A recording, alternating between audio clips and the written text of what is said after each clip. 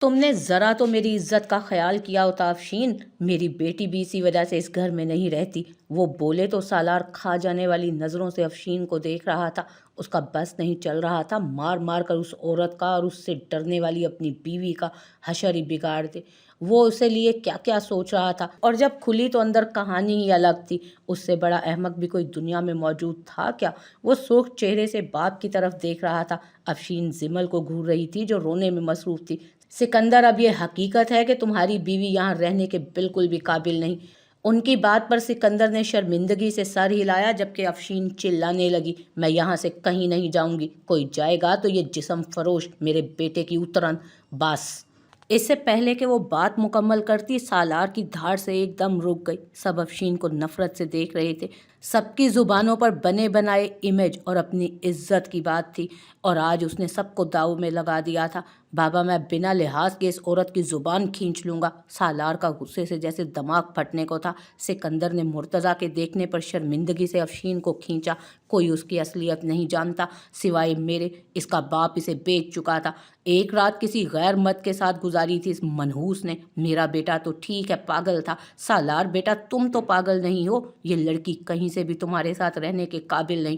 افشین نے سارا سچ کھول کر سب کے سامنے رکھ دیا، وہ سچ جس سے زمل اپنی جان چھڑانا چاہتی تھی، مگر افسوس کہ اس کی قسمت میں صرف رسوائی تھی۔ اس نے حیران ہونک کھڑے سب کے چہرے دیکھے۔ مقام ایسا تھا کہ زمین کھلے تو وہ اس میں سما جائے۔ سالار سرخ نظروں سے اب بھی افشین کو ہی دیکھ رہا تھا۔ اس نے آگے بڑھ کر زمل کا ہاتھ تھاما اور بنا کسی لحاظ کے اور کسی کی طرف دیکھے سالار مرتضیٰ ہاؤس کی جان بنا کسی کا دوسرا لفظ سنے بغیر وہاں سے نکلتا چلا گیا، اور تینوں بھائی پل میں ہوش میں آئے تھے۔ سالار کے پیچھے سب دوڑے، جو روتی ہوئی زمل کو گاڑی میں دھکیل کر خود بھی سوار ہو گیا تھا۔ پاگل ہو گئے ہو؟ کبیر بولا، اگر زمل کی جگہ بھابھی ہوتی تب بھی یہی کہنے آتے تم؟ تو تم بھی یہی سوچ رکھتے ہو کہ میں پاگل ہو گیا ہوں؟ وہ غصے سے بولا اور کبیر کا ہاتھ جھڑک کر گاڑی سٹارٹ کر لی۔ جانے دو مجھے، ابھی رکا تو اس افشین کا قتل کر دوں گا، وہ نفرت سے بولا تو عارض نے کبیر کا ہاتھ پکڑ کر پیچھے کیا۔ بالکل جائز بات تھی، اگر وہ اس کی جگہ ہوتا تو ایسا ہی سوال کرتا۔ اس کی بیوی کا سوال تھا، اور جو باتیں اس نے کہی تھی کسی بھی غیرت مند مرد کی برداشت سے باہر تھیں۔ اس نے گاڑی موڑ لی اور وہاں سے چلا گیا۔ تینوں بھائی بھڑک کر اندر آئے اور باپ کے انصاف کا انتظار کرنے لگے۔ افشین بنا شرم کیے کھڑی تھی، گویا اس نے تو سچ بیان کیا تھا۔ سکندر شرمندگی سے سر جھکا گیا۔ بابا کچھ بولیں گے بھی؟ زین مچلا، جاؤ اپنی اپنی جگہوں پر سب، مگر سالار اس گھر میں نہیں ہے۔ کبیر نے باپ کو احساس دلایا، وہ آ جائے گا۔ بابا، یہ احتجاج عارض کی طرف سے تھا، لے جاؤ اپنی بیوی کو یہاں سے، سکندر مرتضیٰ نے کہا تو سکندر افشین کو وہاں سے گھسیٹتا ہوا لے گیا۔ پورے گھر میں سالار کے جانے پر احتجاجی نظریں مرتضیٰ پر تھیں۔ مجھ سے زیادہ یہ کسی کو عزیز نہیں ہے، اس کا غصہ اترنے دو۔ اور جو افشین چچی بولی ہے نا بھابھی کے متعلق، وہ دوبارہ یہاں کبھی نہیں آئے گی، اور کوئی اس گھر کا فرد دوبارہ اس موضوع پر بات بھی نہیں کرے گا۔ اور سب کے بیچ بتا رہا ہوں، آج ان دونوں کی رخصتی ہو گئی ہے، جب غصہ اترے گا تو لوٹ آئے گا، انہوں نے کہا اور وہاں سے چلے گئے۔ باقی پیچھے سب ایک دوسرے کو دیکھتے رہ گئے۔ صرف زمل کے رونے کی آواز تھی۔ سالار اب تک کچھ نہیں بولا تھا۔ جیسے ہی وہ فلیٹ کے نزدیک پہنچے، سالار نے اپنے پیچھے آتی گاڑی میں اپنی گاڑی کی چابی پھینکی اور زمل کا ہاتھ کھینچ کر وہ اسے باہر گھسیٹ کر لفٹ تک لے آیا۔ زمل آج اس سے خوب ڈر رہی تھی۔ سالار نے فلیٹ کھولا اور اسے اندر دھکا دیا۔ بالکل بھی نرمی نہیں تھی اس کے انداز میں۔ کیا وہ ان سب باتوں پر یقین لے آیا ہے؟ کیا وہ اس سے سوال نہیں کرے گا؟ اور اگر کرے گا تو کیا اس کے پاس کوئی جواب ہوگا؟ وہ کیا کہے گی ان سب باتوں کے بیچ؟ اس کے پاس تو کوئی جواب ہی نہیں تھا۔ اس کی دعا تھی کہ سالار اسے کچھ نہ پوچھے۔ سالار نے دروازہ بند کیا اور اپنے پیچھے ہونک کھڑی زمل کو دیکھا۔ آج اندازہ ہوا تھا اسے اس کا زمل سے کیا تعلق تھا۔ وہ زمل کے قریب آیا۔ تم نے مجھے پہلے کیوں نہیں بتایا؟ زمل کو لگا کہ وہ آج ڈر گئی۔ اب اس کے پاس کوئی جواب نہیں تھا۔ وہ تو اس کی محبت میں پاگل ہو رہی تھی، اب اسے اپنے ماضی کا حساب دینا پڑے گا۔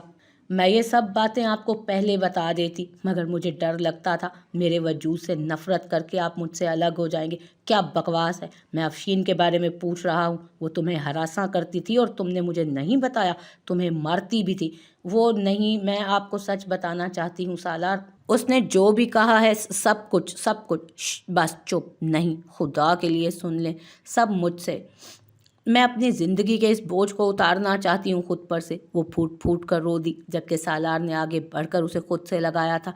वो उसे लिए सोफे पर बैठ गया। आज उसने कोई एहतजाज नहीं किया था। वो शख्स जिसको मैं बेची गई थी, उसका नाम सईर था। अब्बू ने पैसों के लिए मुझे बेच दिया। मेरी कोई माँ नहीं थी, मुझे पता भी नहीं कौन है वो, कैसा लगता है। आज तक मेरा तो बाप भी सगा नहीं था। वो रोने लगी। उन्होंने मुझे बेच दिया। मैं कसम खाती हूँ मेरी इज्जत महफूज है। इनफ। जिमल सख्त इरिटेट करती है मुझे ये तुम्हारी बातें, तुम्हारा ये रोना। कुछ नहीं जानना चाहता मैं जानता हूँ तुम बिल्कुल साफ हो, तुम्हारा किरदार साफ है, तुम्हारी इज्जत पर कोई हर्फ नहीं, और जो भी बात है उसे बताकर मुंह तुड़वाओगी तुम अपना मुझसे। जिमल उसकी तरफ हैरान नज़रों से देखने लगी। मैंने एक रात, हकीकत है, उसके साथ गुजारी थी। जिमल बोली तो सालार ने उसकी जानिब देखा और अचानक उसके बाल मुट्ठी में जकड़ कर उसने पीछे की तरफ खींचा। जिमल की आह निकली। जब मैं तुम्हें कह रहा हूँ कि मुझे कुछ नहीं जानना तो फिर क्यों मुझे टीज कर रही हो? उसने गुस्से से कहा। आपको वाकई मुझ पर यकीन है? वो सवाल करने लगी। हाँ। नैन के सर में बहुत दर्द था। वो मदीहा से कहकर वापस कमरे में आई। उसे आज अजीब सा एहसास हो रहा था। न जाने क्यों जैसे दिल बुझ सा रहा था। उसने सोचा क्यों ना अपने घर चली जाए। वो उठकर बाहर आई और मदीहा से पूछा। मदीहा मुस्कुरा दी। मैंने पहले भी कहा है मेरी इजाज़त की ज़रूरत नहीं है तुम्हें, वो बोली, और नैन ने सर हिलाया और रूम में आकर रेडी होने लगी। हालांकि उसको चंद माह हुए थे वो, लेकिन बहुत थक गई थी, बहुत ज़्यादा। न जाने आयत अपनी आखिरी मंथ में ये जॉब का मशगला कैसे अंजाम दे रही थी। वो तैयार होकर ड्राइवर के साथ घर के लिए निकल गई। होंठों पर मुस्कुराहट थी। बहुत दिनों बाद अपने घर जा रही थी वो। जैसे ही वो घर के दरवाजे पर पहुंची तो मोहल्ले के सब लोगों ने उस बड़ी सी गाड़ी को ड्राइवर के साथ देखा। वो गाड़ी से उतरकर अंदर चली गई। दरवाज़ा अम्मी ने खोला था। सब उसे देखकर खुश हुए, मगर वो फुफ्फो और अहमद को देखकर बिल्कुल खुश नहीं हुई। उसने बेजारियत से सबको देखा। अहमद से तो नफरत ही हो गई थी उसे। किस तरह उसने उसे ब्लैकमेल करने की कोशिश की थी।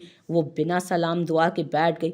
बेटी, इतने बड़े लोगों में जाकर सलाम दुआ तहजीब सब भूल गई हो क्या? फुफ्फो ने तंज मारा। फुफ्फो, जब अहमद की नौकरी मेरे शोहर के ऑफिस में लगी थी तो अहमद ने भी अब्बा से सलाम दुआ करना छोड़ दिया था। बहुत दुख होता था कि पैसा क्या इतनी अहमियत रखता है, मगर फिर बात तरबियत की भी आ जाती है ना। और सबसे अहम बात, चंद पैसे कुछ लोगों के पास आ जाएं तो वो उसे समा नहीं पाते। और मेरी ना तरबियत ऐसी है और ना पैसे का घमंड। मुझे अल्लाह ने बेहतर से बेहतरीन, और अगर उससे भी ज़्यादा कुछ हो तो वो दिया है। आप ना कहती, मैं सलाम फिर भी करने लगी थी आपको। खैर, कैसी हैं आप? ये कॉन्फिडेंस! अहमद फुफ्फो, यहाँ तक कि उसके अपने माँ बाप भी देखकर हैरान रह गए। वो बिना झिझके फुफ्फो की तरफ देखने लगी। हाँ, मैं ठीक हूँ, फुफ्फो ने चंद लम्हों बाद कहा। अम्मी, मुझे भूख लग रही है, कुछ खाने के लिए है? उसने अब माँ की तरफ देखा। उन दोनों को सिरे से इग्नोर कर दिया, जबकि माँ ने सर हिलाया। पुलाव बनाया है, लाती हूँ मैं तुम्हारे लिए, वो मुस्कुरा कर बोली तो नैन खुश हो गई। उसका बड़ा सारा मोबाइल, हाथों में सोने की अंगूठियाँ, कानों में सोने के इयररिंग, हाथों में महंगे कड़े जो सोने के ही थे, और गले में के अल्फ़ाबेट की चेन, और दूसरे हाथ में वही ब्रेसलेट जो अहमद ने उठाया था। वो सरता पैर बदल चुकी थी। वो अब्बा से बात कर रही थी, जबकि दोनों माँ बेटे उसे घूर रहे थे।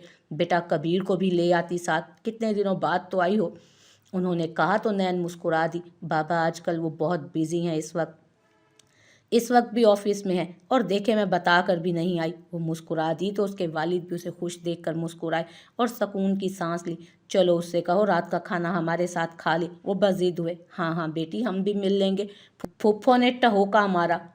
उसे इतना खूबसूरत नौजवान कैसे मिल सकता था, वो भी इतना अमीर? फुफ्फो की जलन ही कम नहीं हो रही थी। नान ने एक नज़र फुफ्फो को देखा। वो कबीर और अहमद को आमने सामने नहीं करना चाहती थी, मगर अब्बा की जिद पर वो उठी और बाहर चली गई। कबीर को कॉल मिलाई। जी फरमाइए, तबीयत सेहत ठीक है? वो खुश मिजाजी से बोला। जी मैं ठीक हूँ, आप कैसे हैं? आपने सुबह नाश्ता भी नहीं किया था, कुछ खाया? वो फिक्र करने लगी। कबीर मूड में था, बोला कि तुम सामने आ जाओ, लगता है काम शाम नहीं है आपको कोई? नैन हंस दी। कहाँ यार, बहुत ज्यादा काम है, फुर्सत नहीं थी। ये तो इस तपते माहौल में तुम्हारी कॉल ठंडी हवा की तरह लगी। बस डायलॉग मारना बंद करें आप। सालार भाई के बारे में कुछ पता चला? नैन ने पूछा। हाँ वो अपने फ्लैट में है, कबीर बोला। फिर वो कब आएंगे? जब उसका गुस्सा ठंडा हो जाएगा। और वैसे भी वो अपनी जान की रुखसती करके गया है, यहाँ बाबा ने कह दिया है। اب تمہیں کیا لگتا ہے کسی کو انہیں ڈسٹرب کرنا چاہیے؟ کبیر بولا تو نین ہنس دی۔ شرم کریں آپ دونوں تو کسی بات کا لحاظ نہیں رکھتے۔ زمل پر ترس آ رہا ہے مجھے تو، نین نے کہا۔ تم خود پر ترس کھاؤ، وہ بولا۔ اچھا بات سنیں، میں یہاں امی کے گھر آئی ہوں، بہت دن ہو گئے تھے تو مجھے ان کی یاد آ رہی تھی، وہ بتا گئی۔ کچھ ڈر بھی لگا کہ ہو سکتا ہے اسے اچھا نہ لگے۔ اوکے پھر، وہ نارملی بولا۔ نین مسکرائی۔ تو آپ بھی آ جائیے گا، اس نے جلدی سے کہا۔ فی الحال تو بالکل نہیں، میں رات تمہیں پک کر لوں گا، وہ بولا تو اس نے اوکے کہا۔ نین کا دل جوش سا مارنے لگا کہ وہ کتنا اچھا تھا۔ اوکے بائے کہہ کر دونوں طرف سے فون بند ہو گیا۔ وہ مڑی تو احمد پیچھے کھڑا تھا، وہ اس کی شکل بھی نہیں دیکھنا چاہتی تھی۔ اگنور کر کے جانے لگی تو وہ بولا، کیسی ہو؟ بہت خوش ہوں، تم کیوں پوچھ رہے ہو؟ نین نے ٹکا سا جواب دیا۔ یہ بریسلیٹ؟ احمد اس کے بریسلیٹ کی طرف دیکھنے لگا۔ چوری ہو گیا تھا، کسی نے اپنے گندے ارادوں کے لیے استعمال کرنے کی کوشش کی تھی، مگر قسمت تو دیکھو میری کتنی اچھی ہے، یہ میرا تھا اور میرے پاس ہی آ گیا، اس نے کہا تو احمد نے غصے سے اس کی طرف دیکھا۔ وہ سب سمجھتا تھا۔ یہ طنز، اتنا مت اتراؤ، تمہاری محبت کی داستان منظر عام پر لا کر یہ شان و شوکت سب چھین لوں گا۔ احمد مسکرایا تو نین کا چہرہ پھیکا سا پڑا۔ وہ بھول گئی تھی، وہ جیسے غصے سے بولی، خیر بھول تو تم مت کھاؤ، تم میری محبت میں پاگل تھی، یہاں تک کہ کبیر سے تو تم نے پیسے کے لیے شادی کی، مجھے نیچا دکھانے کے لیے۔ یہاں محبت، یہ شیریں لہجہ اور یہ تمہارا بھرا وجود سب بتا رہا ہے اس آدمی کی زبردستی ہے۔ احمد اس کے نزدیک ہوا۔ نین کا اس کی بکواس سن کر دم سا گھٹنے لگا۔ یہ سب جھوٹ ہے، میں صرف اپنے شوہر سے محبت کرتی ہوں اور تم مجھے فضول بلیک میل کرنا بند کرو۔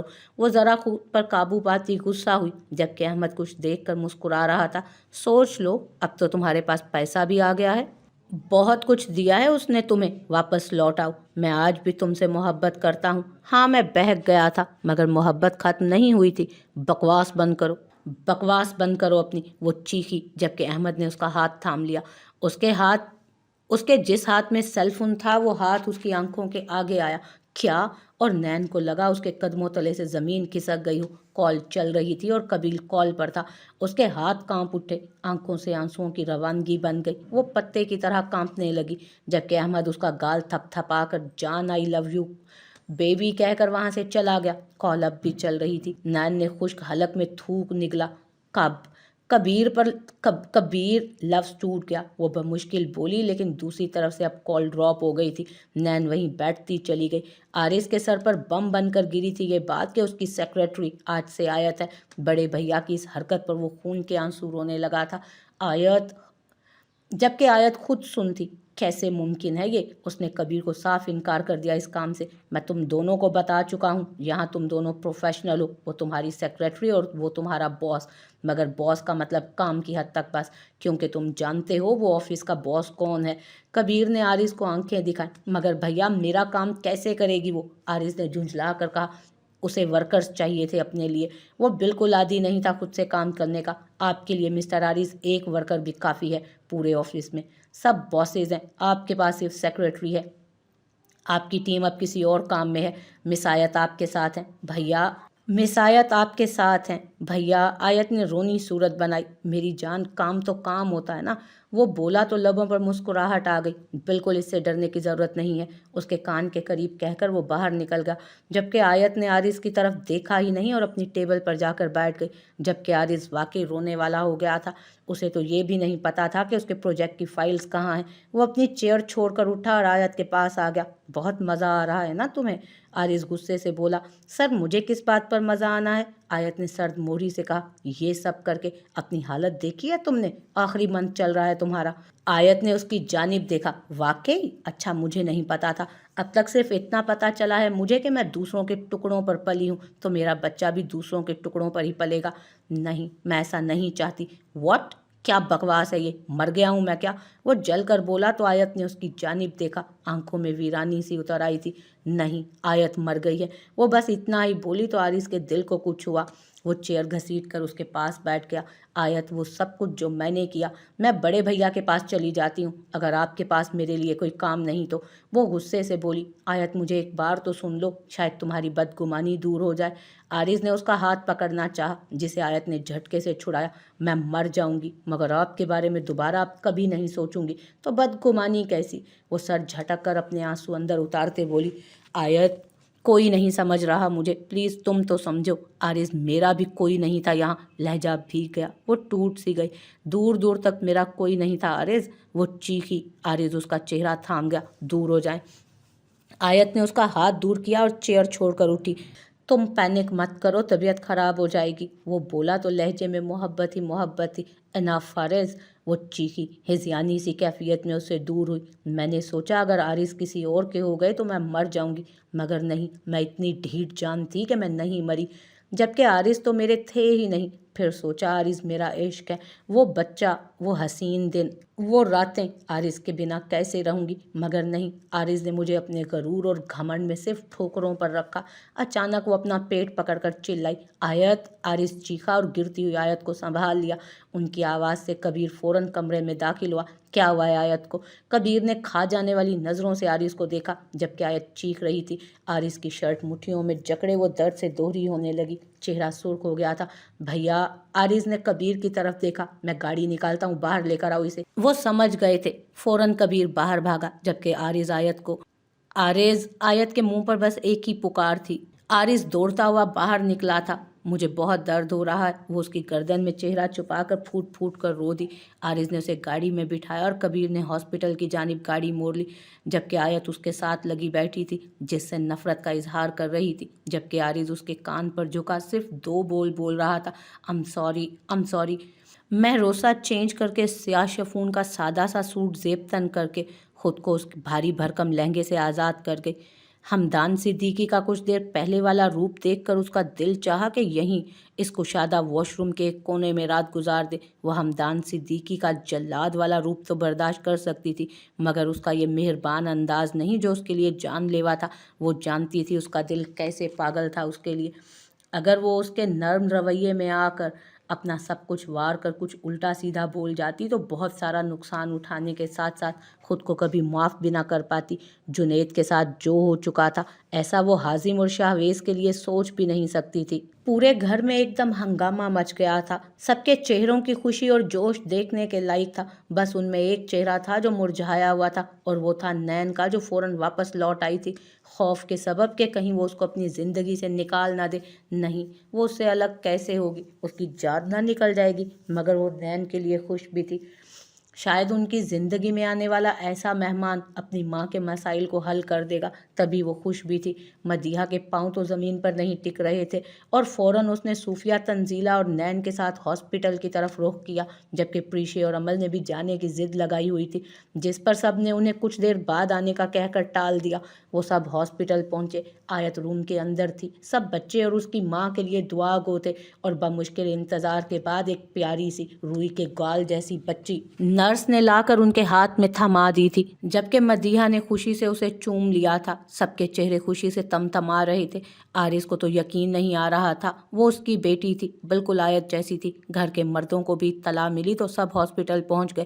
مدیحہ عارض کو مسلسل پیار کر رہی تھی، جبکہ عارض کی آنکھیں بھیگ گئی تھیں۔ واقعی یہ صرف آیت کی محبت تھی۔ اس نے آیت کو بہت تکلیف دی تھی۔ اس بچے پر اس سے زیادہ آیت کا حق تھا۔ اس نے بچی کے گال پر پیار کیا تو بچی رونے لگی۔ کبیر نے اسے تھپڑ لگا کر بچی سے الگ کر دیا۔ تمیز تو تم میں نام کی نہیں ہے، اس نے کہا، اور مسکرا کر بچی کو لے لیا۔ نین کی نظریں بس کبیر پر تھیں۔ کبیر نے بھی نین کی جانب دیکھا اور نظریں خاموش تھیں، کوئی تاثر نہیں تھا۔ نین کو لگا اس کا دم گھٹ جائے گا اس سرد موہری سے۔ اس نے اپنے آنسو چھپا لیے، اور اس جشن میں اچانک کبیر کو یاد آیا کہ سالار کو تو اطلاع ہی نہیں دی۔ مرتضیٰ اور باقی سب بھی آ گئے تھے۔ سب بچی کو اٹھا کر دیکھ رہے تھے۔ اور پیار بھی کر رہے تھے۔ کبیر نے سالار کو فون کیا مگر وہ فون نہیں اٹھا رہا تھا۔ وہ جانتا تھا وہ کتنا ضدی ہے، مگر یہ خبر بھی بہت اہم ہے۔ وہ بار بار ٹرائی کرتا رہا مگر سالار نے فون نہیں اٹھایا۔ بھیا کال نہیں اٹھا رہے، عارض بولا تو کبیر نے نفی کی۔ یار آیت کو دکھائیں۔ کبیر نے باپ سے بچی کو لے لیا اور سب ہنسنے لگے، اور آیت جیسے ہی روم میں شفٹ ہوئی، روم میں لے گئے سب بچی کو۔ وہ سب بھی بچی کو لے کر روم میں آئے۔ عارض پیچھے ہو گیا جبکہ مدیحہ نے آیت کے ماتھے پر پیار کیا اور وہ اچانک رونے لگی۔ عارض میری بچی اس قابل نہیں کہ تم مزید اس کو کوئی دکھ دو، وہ بولی تو عارض کا چہرہ شرمندگی سے جھک گیا۔ نین نے بھیگی پلکیں کھولی۔ عارض کا بس نہیں چلا کہ وہ ان کی نمی اپنے ہاتھوں سے صاف کر دے۔ اس نے سب کو دیکھا اور پھر اس بچی پر نظر گئی جو مدیحہ کے ہاتھ میں تھی۔ اس نے آنکھیں دوبارہ بند کر لیں۔ آج شدت سے اسے اپنے ماں باپ کی یاد آ رہی تھی۔ اس نے گہرا گھونٹ حلق میں اتارا اور سب کی جانب دیکھا۔ سب اس کی کیفیت سمجھ سکتے تھے۔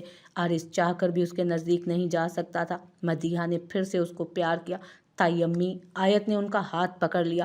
یہ وہ جانتی تھی یا اس کا رب کہ کس طرح اس نے اس بچے کو خود میں رکھا اور کس طرح اس کے وجود نے اسے ماں کا رتبہ دیا۔ میری بچی، بس اب مزید مت رو، اب تمہارے رونے کے دن نہیں ہیں، دیکھو کتنی پیاری بچی ہے، وہ بولیں جبکہ آیت نے آنکھیں نہیں کھولی۔ پلیز بابا کو بلا لیں، بس ایک بار، وہ بے بسی سے بولی تو وہاں کھڑے ایک ایک فرد کی آنکھوں میں آنسو بھر گئے۔ کبیر ماں کو ہٹاتا آگے بڑھا۔ گڑیا کیسی باتیں کر رہی ہو، تمہیں بالکل ضرورت نہیں اس آدمی کی، وہ تو شاید جانتا تک نہیں کہ تم زندہ بھی ہو یا مر گئی ہو، اور تم اپنی خوشی کو اس کے بارے میں سوچ سوچ کر برباد نہیں کرو گی۔ چلو شاباش، آنکھیں کھولو۔ کبیر نے اس کو پچکارا۔ عارض سے بھی مزید برداشت نہیں ہوا اور جیسے ہی اس نے آگے بڑھ کر آیت کا ہاتھ تھاما، آیت نے آنکھیں کھول دیں۔ سیدھی نظر آیت پر گئی جس نے سب کے سامنے اس کی ہتھیلیوں کو چوما تھا۔ بہت خاص ہو تم میرے لیے، وہ جذبات سے چور لہجے میں بولا، جیسے بھول گیا تھا کہ سارا خاندان کھڑا ہے اس کے ارد گرد۔ میں مانتا ہوں میں نے جو بھی کیا بہت غلط کیا، اور اگر میں یہ کہوں کہ میں نے تمہیں بچانے کے لیے یہ سب کیا تھا تو شاید تم مانو گی نہیں، تو میں اپنا قصور مانتا ہوں۔ آج بس آخری بار مجھے ایک موقع اور دے دو، میں تمہارے بنا نہیں رہ سکتا اور میں اپنے بچے کے بنا بھی نہیں رہ سکتا۔ عارض کے الفاظ پر آیت اور بھی پھوٹ پھوٹ کر رو دی۔ تبھی نین بھی آگے بڑھی۔ آیت تمہاری زندگی کی نئی شروعات ہے، تم ایک موقع تو دو عارض کو۔ نین نے اس کو پیار سے کہا تو آیت خاموش ہو گئی۔ وہ کچھ نہیں بولی تھی۔ اس نے اٹھنے کی کوشش کی اور اپنی بچی کو بازوؤں میں بھر لیا۔ اس کے صبر کا پھل تھا یہ کہ جس طرح وہ اپنی بچی کو چوم رہی تھی، سبھی اشک بار تھے اسے اس طرح دیکھتے ہوئے۔ عارض بھی وہیں کھڑا تھا۔ آیت نے اس کی جانب نہیں دیکھا۔ معاف کروں گی میں آپ کو، اور یہ بالکل آپ کی بیٹی نہیں ہے۔ نہیں معاف کروں گی میں آپ کو، اور یہ بالکل آپ کی بیٹی نہیں، یہ صرف میری بیٹی ہے۔ وہ جیسے آنکھیں نکال کر بولی۔ ایک دم سب ہنس پڑے۔ باقی کا منانا اب تم پر ہے۔ نین نے شرارتی نظروں سے عارض کو دیکھا جو مسکرا دیا۔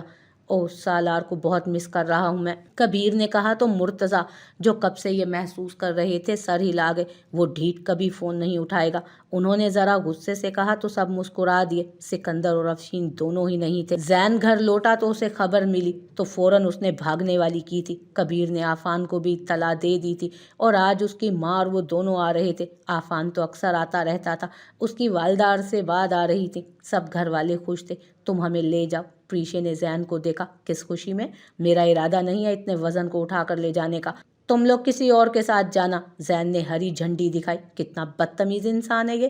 پریشے نے اس کی جانب دیکھا جبکہ عمل تو واقعی اس کے بعد زین کی بات نہ سنتی تھی اور نہ کرتی تھی۔ زین نے دونوں کو اگنور کیا اور تیزی سے باہر بھاگا کہ کسی سے زور سے ٹکرایا، اور جس سے وہ ٹکرایا تھا وہ دور جا گری۔ زین حیران رہ گیا اس دھان پان سے وجود پر جو سر تھامے زمین پر بیٹھا تھا۔ اس نے جھک کر دیکھا اور رمشا کو دیکھ کر وہ شوق کسی کیفیت میں رہ گیا۔ پریشے اور عمل فوراً رمشا تک پہنچی۔ تم ٹھیک ہو؟ اس ہاتھی کو تو چلنے کی تمیز ہی نہیں، پریشے نے کہا جبکہ عمل نے بھی زین کو گھورا۔ مجھے کیا پتا تھا آگے سے مولی آ رہی ہے۔ زین نے جیسے برسوں بعد اسی نام سے اسے چھیڑا تھا۔ افشین بھی وہاں آ گئی تھی اور رمشا شاید دنیا کی پہلی لڑکی تھی جو اپنی ماں کو پسند نہیں کرتی تھی، اور جب وہ نانو کے گھر سے آئی تو اس نے بابا سے ضد کی کہ وہ یہاں آنا چاہتی ہے۔ افشین اسے گالیاں دیتی رہی، کوسنے دیتی رہی اور وہ یہاں آ گئی۔ اس نے زین کی طرف دیکھا تھا۔ زین بڑی بڑی آنکھوں کو دیکھنے لگا جن میں معمولی سی نمی تھی۔ رمشا کو پریشے اور عمل نے اٹھایا اور اندر لے گئے جبکہ زین اس کی نازک مزاجی پر مسکرایا۔ اچانک اسے یاد آیا کہ وہ چاچو بن چکا ہے اور وہ گھر سے دوڑ کر باہر نکلا تھا ہسپتال جانے کے لیے۔